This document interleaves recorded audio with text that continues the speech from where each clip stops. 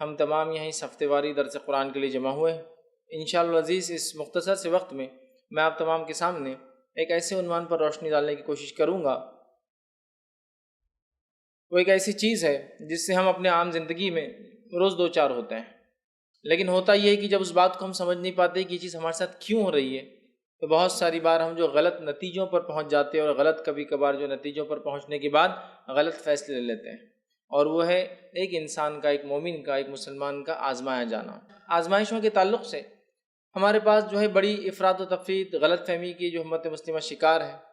ایک تو وہ طبقہ ہے جو یہ کہتا ہے کہ آزمائشیں آنی ہی نہیں چاہیے اگر ایک انسان سچا مومن ہے تو، اور ایک وہ طبقہ ہے جو افراط و تفریط کا شکار ہے، مطلب وہ کہتے ہیں کہ آزمائشیں جتنی آتی وہ ہمارے ہی کرنے کا نتیجہ ہے، مطلب ہم نے کچھ کیا اس لیے آزمائش آئی، لہٰذا اگر کوئی آزمائش میں ہو تو اس کی مدد بھی نہیں کرتے، کہتے تیرے اعمال کا یہ نتیجہ ہے، جبکہ اللہ رب العزت اپنے نیک بندوں کو آزماتا ہے۔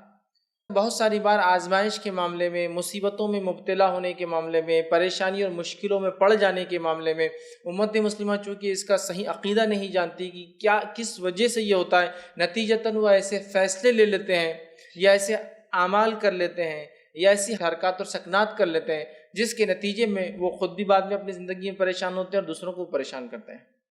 تو یہ بات بڑی اہم اور ضروری ہے کہ آزمائشیں کیوں آتی ہے اس بات کو ہم سمجھیں۔ یہ بات بہت ضروری ہے کہ آزماتا اللہ کیوں ہے مومن بندے کو، وہ بات ہم سمجھیں۔ یہ بات ہمارے لیے بے انتہا ضروری ہے کہ آزمائش اور عذاب میں فرق کو ہم سمجھیں۔ ایک ہوتا ہے آزمائش اور ایک ہوتا ہے اللہ تعالیٰ کا عذاب۔ آزمائش اللہ تعالیٰ اپنے ان بندوں کے ساتھ کرتا ہے جن بندوں کو پسند کرتا ہے، محبوب رکھتا ہے، اور عذاب ان بندوں پر لاتا ہے جن کو وہ احکامات جاری کرتا ہے، لیکن ان احکامات کو چاہے پچھلے دور کا لے تو انبیاؤں کو بھیجتا ہے، انبیاء احکامات دیتے ہیں، وہ انبیاؤں کو جھٹلاتے ہیں، احکامات کو جھٹلاتے ہیں، حرام کام کا ارتکاب کرتے ہیں، حرام کام میں اتنے کثرت سے ملوث ہو جاتے ہیں کہ سارا سماج یا سماج کی اکثریت جو ہے گناہ میں ملوث ہوتی ہے، تو اللہ تعالیٰ ایسی قوم کو عبرت دینے، سزا دینے، دنیا اور آخرت میں انہیں مزہ چکھانے عذاب دے دیتا ہے۔ مثال قوم لوط، حرام کاری میں وہ نہیں رکی، اللہ نے عذاب دیا۔ مثال جو ہے فرعون اور اس کے لشکر، وہ ایمان نہیں لایا، اللہ نے غرق کیا۔ تو بہرحال کئی مثالیں قرآن کے اندر موجود ہیں ایمان لانے والوں کی آزمائش کی، اور ایمان نہ لانے کی وجہ سے، حرام کام کا ارتکاب کرنے کی وجہ سے، انبیاؤں کو جھٹلانے کی وجہ سے، کتابوں کو جھٹلانے کی وجہ سے، انبیاؤں کو قتل کرنے کی بنیاد پر اللہ تعالیٰ نے ان قوموں کو عذاب دیا، سزا دی دنیا کے اندر، اور وہ دنیا میں بھی سزا کے مستحق تھے اور آخرت میں بھی اللہ تعالیٰ ان کو سزا دیں گا۔ تو یہ بات بڑی اہم ہے، یاد رکھیے آزمائش، اس بات کو سمجھنا، اور یہ بات ہم جان لیں۔ جب اکثر ہوتا ہے آزمائش ایک مومن پر آتی ہے تو ہم سمجھتے ہیں یہ آزمائش نہیں ہے، بلکہ یہ جو ہے جس کو ہم کہیں گے ایمان لانے کی وجہ سے آزمائش نہیں، بلکہ وہ سوچتے کہ ہم نے ایمان شاید نہیں لایا، یا نہ لاتے تو شاید اس آزمائش سے ہم بچ جاتے، مطلب کہ میں مسلمان ہوں نا اس لیے تکلیف آ رہی ہے، کاش کہ میں ایسا نہ ہوتا، مطلب، یا پھر وہ یہ سوچنے لگ جاتے ہیں کہ شاید اس کے ایمان میں کوئی کمزوری ہے، دوسرے لوگ، ارے شاید اس کے ایمان میں کمزوری اس لیے آزمایا جا رہا ہے، شاید اس کے ایمان میں کمزوری اس لیے جو اس کے ساتھ فلاں فلاں چیزیں ہو رہی ہے، جبکہ ہم اس بات کو نہیں سمجھ پاتے کہ آزمائش اور ایمان کا بڑا گہرا تعلق ہے، یاد رکھیے بڑا گہرا تعلق، اتنا گہرا تعلق کہ ایک ہوتا ہے تو دوسرا فوراً آ جاتا ہے، انبیاء کی زندگی واقعات۔ تو سب سے پہلے ہم اس بات کو سمجھ لیں، کیونکہ بہت ساری بار جب تکلیفیں آتی ہیں، مصیبت آتی ہے، پریشانی آتی ہے، آزمائش آتی ہے، تو بہت سارے لوگ ڈپریس ہو جا رہے ہیں، غلط فیصلے لے رہے ہیں، حتیٰ کہ اس حد تک فیصلے لے رہے ہیں کہ لوگ اپنی جان لے رہے ہیں، وہ سمجھ رہے ہیں کہ جو ہے یہ ہمارے لیے برداشت کے باہر ہے۔ یہ میں مسلمانوں کی بات کہہ رہا ہوں، اس لیے کہ ہمارا خطاب ابھی انسانیت سے یا غیر مسلموں سے نہیں ہے، ٹھیک ہے، مطلب سب سے نہیں ہے، مطلب سارے انسانوں سے نہیں ہے، غیر مسلم مسلمانوں سے ہے۔ تو مسلمان ایسے ڈیسیجنز لے رہے ہیں کہ میں مر جاتا ہوں، سمجھ رہا، مطلب آزمائش آئی تو اس کے اندر صبر کرنا چھوڑ کر قدم یہ لیا جا رہا ہے کہ شاید فلاں فلاں، یا دوسرا آدمی کہہ رہا ہے تمہارے ایمان میں کمزوری دکھ رہی ہے اس لیے کہ تم پہ تکلیفیں آ رہی، دیکھو میں تو کتنا اچھا ہے، میں تو پہلے ہی بولا تھا آپ کو ایمانداری مت رکھو بزنس میں اس لیے کہ مشکل ہوتی، دیکھو میں تو کتنا خوش ہوں آج ایماندار نہیں رہ کے اور آپ نے ایمانداری اختیار کی، اور اس پہ کوئی آزمائش آ گئی چونکہ اس نے ایمانداری کی بات کی، اور پھر جو ہے وہ انسان جو ہے پریشان ہو جاتا ہے۔ تو اس بات کو سب سے پہلے جو ہم جان لیں، اس بات کو ہم لوگ گرا باندھ لیں کہ اللہ تعالیٰ انہی کو آزماتا ہے جن سے محبت کرتا ہے، اللہ تعالیٰ انہی کو آزماتا ہے جن سے وہ محبت کرتا ہے، یاد رکھیں۔ آئیے اس کی مثالیں میں جو دو حدیثیں آپ کے سامنے رکھتا ہوں۔ جامع ترمذی کی روایت ہے، نبی اکرم صلی اللہ علیہ وسلم فرماتے ہیں، کہتے ہیں ان اللہ تعالیٰ اذا احب قوما ابتلاهم، جب اللہ تعالیٰ کسی قوم سے محبت کرتا ہے تو اس کو مبتلا کر دیتا ہے، ابتلاهم، ان کو آزمائش میں ڈال دیتا ہے۔ جب اللہ تعالیٰ کسی قوم سے محبت کرتا ہے تو اسے آزمائش میں ڈال دیتا ہے۔ اس کو یوں سمجھ سکتے ہیں آپ کہ ایک انسان کو اگر کامیاب ہونا ہے تو امتحان سے گزرنا پڑے گا۔ اگر امتحان سے گزر کے اپنے آپ کو ثابت کرتا ہے تو وہ کامیاب انسان کہلاتا ہے۔ ایک نوجوان، ایک طالب علم، ایک اسٹوڈنٹ ہے، بغیر ایگزامینیشن کے اس اسٹوڈنٹ کو آپ کامیاب کیسے کہیں گے؟ بتائیے۔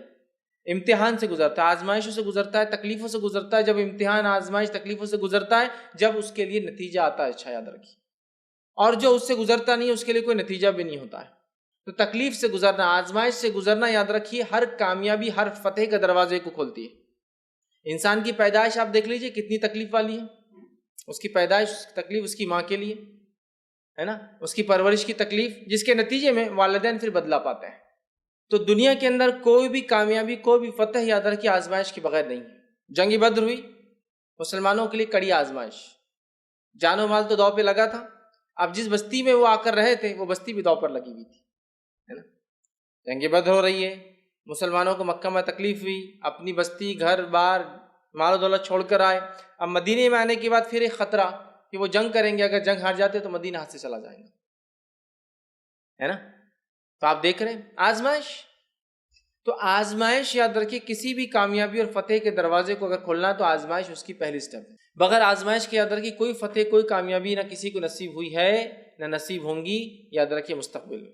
اور اگر آپ اور میں آزمائے جاتے تو یہ بات بھی ہم ذہن میں رکھیے، ہم پہلے نہیں ہیں جو آزمائے گئے، اور نہ ہی ہم آخری ہیں جو آزمائے جائیں گے۔ ہم سے پہلے لوگ آزمائے گئے، ہم آزمائے جائیں گے، اور ہمارے بعد آنے والے ایمان والے سارے کے سارے آزمائے جائیں گے، یاد رکھیے۔